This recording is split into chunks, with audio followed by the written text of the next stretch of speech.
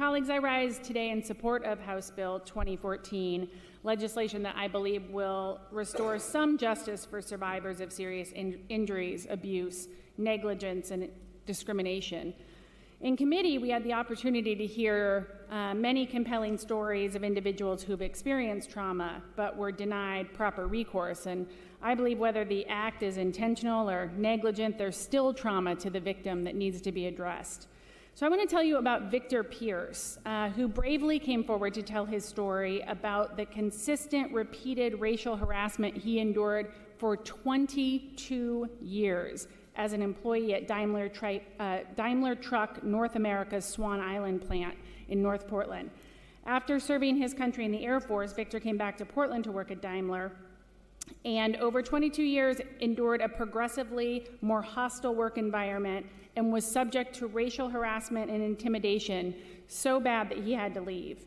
He was called boy by his coworkers. He heard the N-word used within earshot to describe him. Racist graffiti, the N-word, a swastika were all carved into the walls of the men's bathroom and the stalls. A coworker hung a noose on the cab of a truck coming down the assembly line towards him, and another walked up to him with no provocation and said, "I wish I had a noose." For this, the management ignored complaints, painted over the graffiti, slapped the employees on the wrist, and then targeted Victor. He was singled out for random drug tests that no other employee had to take. Victor was finally able to obtain a bit of justice when a jury awarded him $750,000 for Daimler's negligence and the mental and emotional stress he suffered over the years. Unfortunately, Daimler went back to court and had the verdict reduced to $250,000 thanks to the cap that's now in place in Oregon.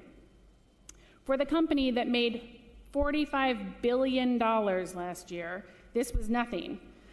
Victor's trauma may not have been physically apparent, but it caused long-lasting damage all the same. But because of our current law, the corporation essentially knew it could get off the hook with a small nuisance payment, a rounding error for them. For Victor, our law didn't just amount to a cap on tort. It meant a cap on the justice that he received and a cap on fairness. As Brenda Tracy testified, a survivor of sexual assault, she told the committee, "It's hard to talk about what the real cost of trauma is." For those of you who know Brenda and the story of the horrific gang rape she survived, trauma feels like too small a word to describe what she's endured. If you don't know her story, colleagues, there's a letter on your desk from Brenda that talks about what she's gone through. She told us that for so long she lived in a prison of silence and shame, and it took her years to untangle what happened to her that night. She told us it affected her life in ways she never could have imagined, including how she parented her children and her constant thoughts of suicide. But for people like Victor and Brenda, a full benefit of non-economic damages awarded by their peers in a jury trial should be part of them seeking justice.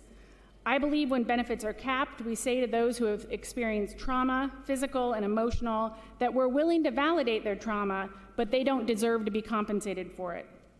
I believe our current law says to wrongdoers, especially corporations that cause pain and suffering, that ultimately they deserve some sort of special treatment, that their status, their wealth, their power in our economy allows them to get off the hook.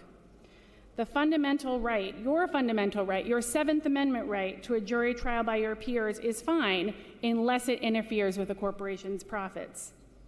Our current laws allow wrongdoers to skirt their responsibility, to duck the costs that might change their behavior and their practices.